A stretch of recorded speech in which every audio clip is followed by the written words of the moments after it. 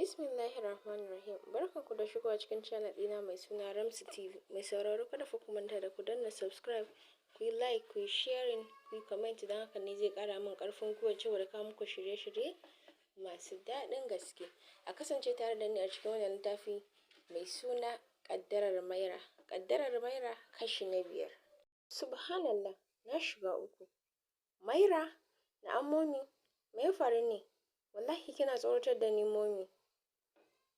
Ki daina kuka, ki matso ki zo ki gani. Me ya faru momi? A'a Mira, ki zo ki gani da idonki, saboda ba zai faɗi ba. So momi, inna lillahi wa inna ilaihi raji'un. Na shiga uku. Na mutu. Momi wallahi momi ya kashe ni.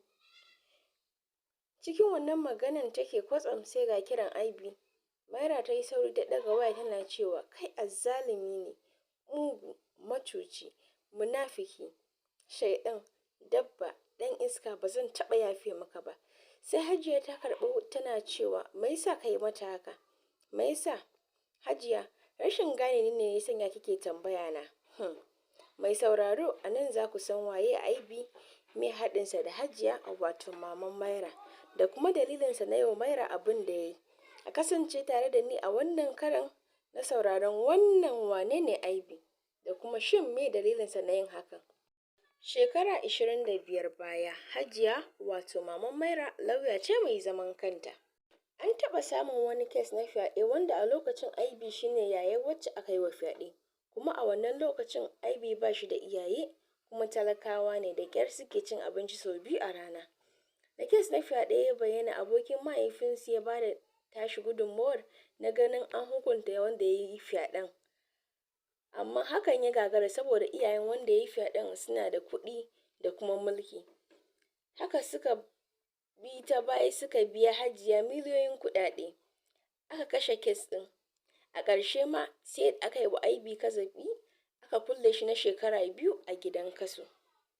Sanadiyar hakan ya sa ƙanwarsa ta yi haɗiyar zuciya ta mutu. Bayan Aibi ya fito daga gidan kaso ya samu labarin rasuwar ƙanwarsa. Sanadiyar hakan ya yi alƙawari cewa sai ya saka Hajiya ta ji irin abin da ake ji. Saboda hakan Aibi ya rinƙa bin Hajiya, ta hakan ya san cewa Mira 'yarta ce. Ran da ya gane hakan ya koma gida yana cewa alhamdulillah, burina yana dab da cika. Sanadiyar hakan na shawo kan Mira da ƙyar har ta faɗa soyayyata. Bayan ta faɗa soyayyata a lokacin na cewa kaina burina ai kamar ya cika. Ta hakan na saka mata ƙwayan bacci a lemon ta yi bacci, na yi mata fyaɗe saboda ina son ki san raɗaɗin da ake ji. Wannan kaɗan daga cikin raɗaɗin da ni ma na ji bayan an yi wa ƙanwata fyaɗe. Ke ma ki ɗanɗana zafin bayan hakan. Sauran raɗaɗin da zaki yana nan zuwa, ki saurare ni.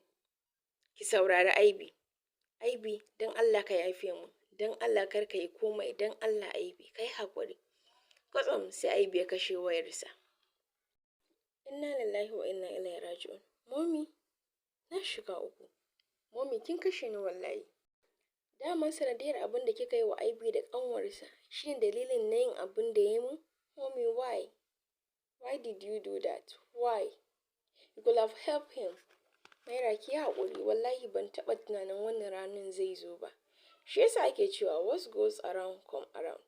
Kwatsam sai ga saƙo kamar haka. Mira wallahi ina son ki. Na riga da na rantse cewa sai na saka Hajiya ta ji ciwon da na ji. Amma ki haƙuri. Ni ne Aibi mai ƙaunar ki a kowane lokaci. Sai wata rana. Na haƙura da soyayyar da nake miki. Zan koma garin da nake kafin ƙaddarar ya faɗa a kaina da ƙanwata. Sai wata rana. Mira ta yi ƙoƙarin kiran lambar Aibi amma ina ba ta shiga. Momi, kin gani? Momi, na tsane ki, ba na son ganin ki. Allah ya wadaran da kika zo a matsayin mahaifiyata. Mira, I'm sorry. I'm very, very sorry.